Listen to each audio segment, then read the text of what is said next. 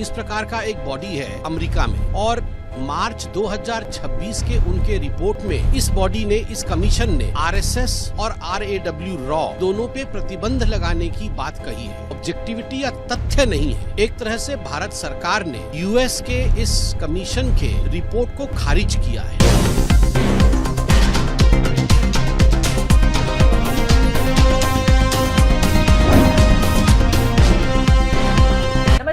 आप देख रहे हैं 10 संकेत लाइव और मैं हूं तमन्ना। आज की इस खास रिपोर्ट में हम बात करेंगे अमेरिका की एक ऐसी रिपोर्ट की जिसने भारत की राजनीति, कूटनीति और संस्थाओं को लेकर एक नई बहस छेड़ दी है दोस्तों।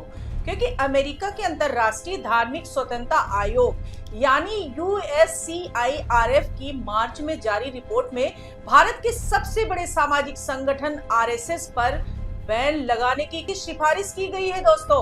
और यही नहीं बल्कि इस रिपोर्ट में यह भी कहा गया है कि RSS की संपत्ति जब्त की जाए और इसके सदस्यों के आने जाने पर भी रोक लगाई जाए। अब सवाल ये है कि आखिर ये USCIRF है क्या और इसकी रिपोर्ट इतनी विवादित क्यों हो गई है दोस्तों। तो आपको बता दें कि USCIRF यानी United states commission on international religious freedom America सरकार की एक फेडरल एजेंसी है जिसे 1998 में इंटरनेशनल रिलीजियस फ्रीडम एक्ट के तहत बनाया गया था।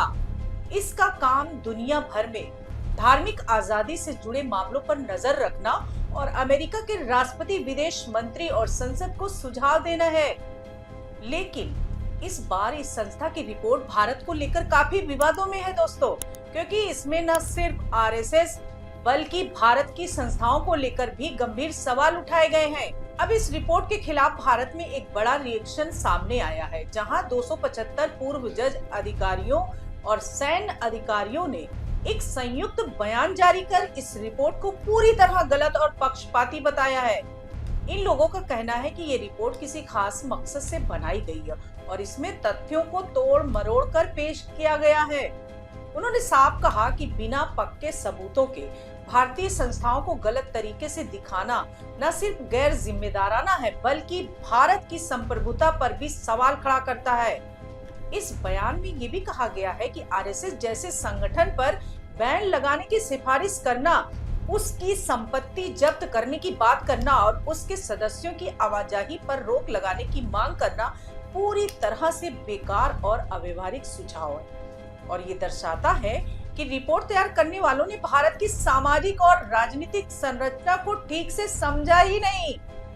United states commission on international religious freedom इस प्रकार का एक बॉडी है अमेरिका में, और मार्च 2026 के उनके रिपोर्ट में इस बॉडी ने, इस कमीशन ने RSS और RAW रॉ जो रिसर्च एंड एनालिसिस विंग है इंडिया की, इन दोनों पे प्रतिबंध लगाने की बात कही है। इसका जवाब भारत की सरकार और भारत की सरकार की ओर से MEA ने स्पष्ट रूप से दिया है और कहा है कि ये जो कमीशन है अमेरिका की, यह कमीशन एक सब्जेक्टिव रूप से काम करती है और इसके जो सोर्सेज हैं ये क्रेडिबल सोर्सेज नहीं है। ऑब्जेक्टिविटी या तथ्य नहीं है। एक तरह से भारत सरकार ने, डिपार्टमेंट ऑफ MEA ने US के इस कमीशन के रिपोर्ट को खारिज किया है। अब अगर हम इस बयान पर साइन करने वालों की बात करें तो इसमें 25 रिटायर्ड जज, 119 पूर्व सरकारी अधिकारी जिनमें 10 राजदूत भी शामिल हैं और 131 पूर्व सैन्य अधिकारी शामिल हैं, यानी कुल 275 लोगों ने इस रिपोर्ट के खिलाफ एकजुट होकर अपनी आवाज उठाई है। और इन बड़े नामों में आदर्श कुमार गोयल, हेमंत गुप्ता, OP रावत, सुनील अरोरा और कपिल सिब्बल जैसे वरिष्ठ और प्रतिष्ठित लोग शामिल हैं। इस पूरे बयान को तैयार करने और समन्वय करने का काम भास्वती मुखर्जी और M मदन गोपाल ने किया है, जो अपने अपने क्षेत्र में काफी अनुभवी माने जाते हैं। अब इस पूरे विवाद को समझने के लिए हमें थोड़ा पीछे जाना होगा दोस्तों, क्योंकि ये पहली बार नहीं है जब USCIRF ने भारत को लेकर ऐसा रुख अपनाया है। इससे पहले 2025 की रिपोर्ट में भी इन आयोग ने भारत में अल्पसंख्यकों की स्थिति को लेकर चिंता जताई थी और यहां तक कहा था कि भारत की खुफिया एजेंसी RAW पर भी बैन लगाया जाना चाहिए, क्योंकि उस पर सिख अलगाववादियों की हत्या की साजिश में शामिल होने के आरोप लगाए गए थे। हालांकि भारत सरकार ने उस समय भी इस रिपोर्ट को सिरे से खारिज कर दिया था और इसे पूरी तरह पक्षपाती और राजनीति से प्रेरित बताया था। विदेश मंत्रालय ने साफ कहा था कि ये रिपोर्ट तथ्यों को गलत तरीके से पेश करती है और इसका मकसद भारत की छवि को खराब करना है। इतना ही नहीं, भारत ने तो यहाँ तक कह दिया था कि USCIRF को खुद को ही चिंता का विषय घोषित कर देना चाहिए। अब सवाल ये उठता है कि आखिर ऐसी रिपोर्ट के पीछे क्या वजह हो सकती है? क्या ये वास्तव में मानवाधिकार और धार्मिक स्वतंत्रता की चिंता है, या फिर इसके पीछे कोई और बड़ा राजनीतिक या कूटनीतिक एजेंडा छिपा हुआ है दोस्तों? क्योंकि जिस तरह से लगातार भारत को निशाना बनाया जा रहा है और बिना ठोस सबूतों के गंभीर आरोप लगाए जा रहे हैं, वो कई बड़े सवाल खड़ा करता है, खासकर तब जब भारत और अमेरिका के रिश्ते पिछले कुछ सालों में काफी मजबूत हुए हैं।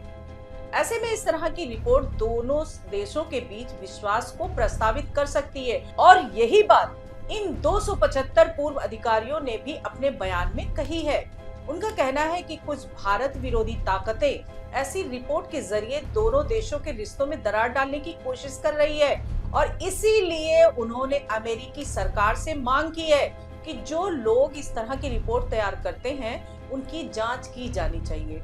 अब अगर हम इस पूरे मुद्दे को एक बड़े परिप्रेक्ष्य में देखें तो ये सिर्फ एक रिपोर्ट का विवाद नहीं है, बल्कि ये भारत की छवि, उसकी संप्रभुता और उसकी संस्थाओं की विश्वसनीयता से जुड़ा मामला बन चुका है दोस्तों।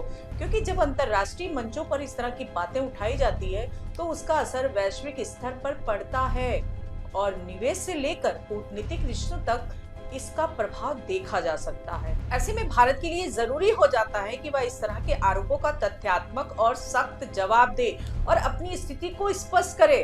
फिलहाल इस पूरे मामले पर आपकी क्या राय है दोस्तों? क्या USCIRF की रिपोर्ट सही है या फिर ये सच में एक पक्षपाती और राजनीति से प्रेरित कदम है? अपनी राय कमेंट्स में जरूर बताइएगा। आज के लिए इतना ही। नमस्कार दोस्तों।